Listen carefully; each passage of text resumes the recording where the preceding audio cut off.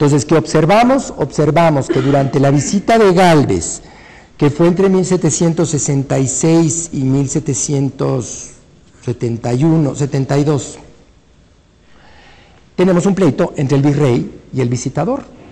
¿Por qué? Porque el visitador le quiere quitar poder al virrey y el virrey no se deja.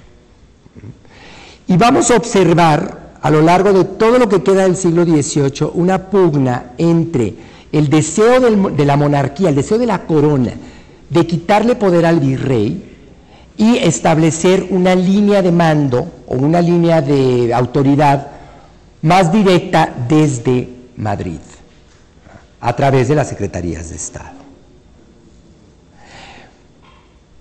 El asunto está poco estudiado, porque en realidad la figura del virrey es una figura muy antigua, es la figura del alter ego del rey. Y quedaba muy bien la figura del virrey en tiempos cuando el rey era rey por mandato divino, porque así lo decía Dios, porque había sido ungido por el Papa, o yo no sé qué cosa sucedía en el siglo, me refiero a los siglos de la Edad Media y la primera Edad Moderna. Pero para el siglo XVIII, los reyes ya no son absolutos por mandato divino, ya son reyes ilustrados. Son reyes absolutos porque tienen el poder absoluto. Es una ideología muy borbónica, pues si Luis XIV era el rey sol, el Estado soy yo, y los reyes eran reyes porque parecían reyes. Y entonces Luis XIV se construye Versalles, Carlos III se construye el Palacio Real y San Ildefonso y Aranjuez y no sé qué tantas cosas, bueno, Aranjuez no tanto, pero se construyen todos estos grandes palacios. ¿Por qué? Porque el absolutismo del siglo XVIII es un absolutismo de imágenes de poder. El rey es todopoderoso. No por mandato divino, sino porque es todopoderoso, es el fin último del poder.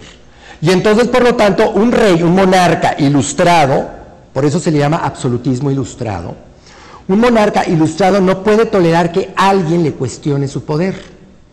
Por eso la figura del virrey sale sobrando.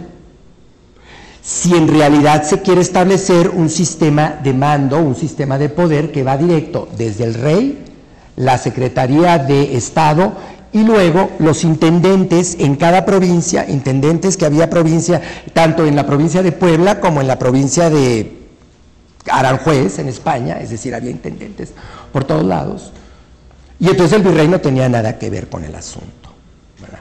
Sin embargo, hay una cuestión de política real. No se puede prescindir de la figura del virrey, porque ¿quién manda a la hora de la hora, a la hora de los problemas? ¿Quién es el que toma la decisión?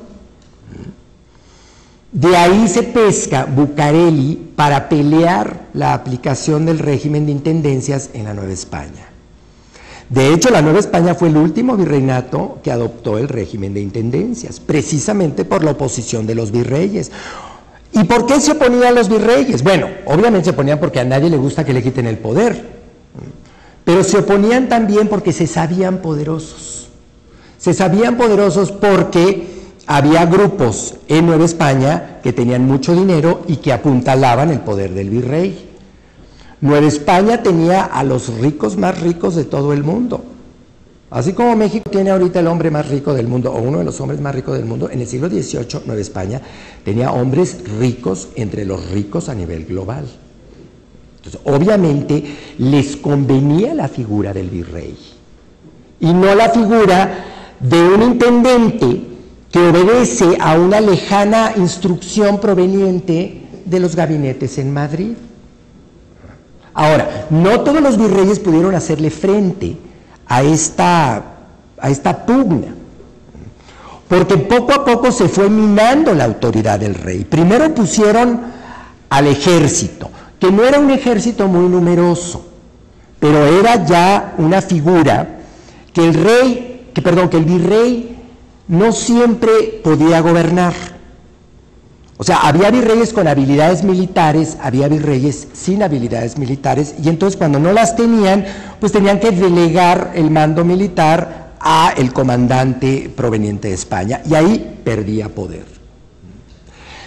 Segundo, las intendencias, pero el asunto de las intendencias lo pelearon, creo, bien y de manera muy eficaz Bucareli, y creo que, no me hagan mucho caso ahorita les digo, Bucareli y los virreyes que le siguieron hasta 1787, es decir, más o menos 10, 15 años defendieron que no se establecieran las intendencias. Entonces tenemos la llegada del ejército, tenemos la creación de la comandancia, que debilitan al virrey, la figura del virrey. Hay virreyes que se defienden, hay virreyes que no pueden defenderse, hay virreyes que ni les interesa.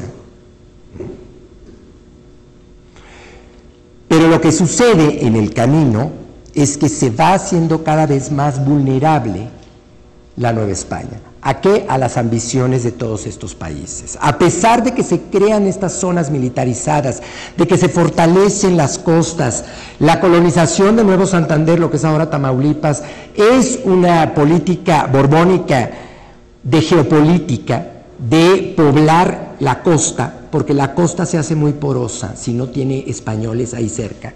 Por eso Tamaulipas, no sé si se dan cuenta, está lleno de pueblitos al norte, pueblitos en medio y pueblitos al sur, porque así fue colonizada. Es una estrategia de defensa, y en Nueva España se va a ver muy vulnerada durante estos años. Primero estaba protegida por un colchón, después de la Guerra de los 7 Años, por un colchón que era la Luisiana, que en realidad era una tierra de nada. Tenía el puerto de Nueva Orleans, pero pues a dónde iba a dar el puerto, ¿verdad? No a gran cosa. Y mantuvo Luisiana hasta que se la cedió la corona española a Napoleón Bonaparte en 1803, más o menos. Y luego Napoleón, como tampoco le vio mucho uso, ¿qué hizo? Se la vendió a Nueva España. Y entonces, perdón, se la vendió a Estados Unidos, y entonces Nueva España se dio con el enemigo más feroz de todos, que es Estados Unidos, en la mera puerta, ¿verdad? Y entonces es cuando se dio, y estoy hablando de 1800, a principios de 1804, 5, se vio, entonces fue cuando se vio la utilidad de la comandancia de provincias internas y de la colonización de Nuevo Santander, ¿verdad? Pero no fue el único ataque que recibió el virrey. Vinieron las intendencias. Las intendencias se establecieron en la Nueva España en 1787, se crearon 12 intendencias.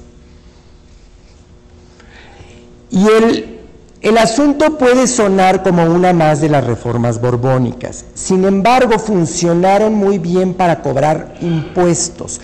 La gran riqueza de la Nueva España se generó cuando llegaron los intendentes. ¿Por qué? Porque así como se centralizaron los impuestos, así como se crearon todos estos funcionarios que cobraban impuestos, también se crearon más impuestos.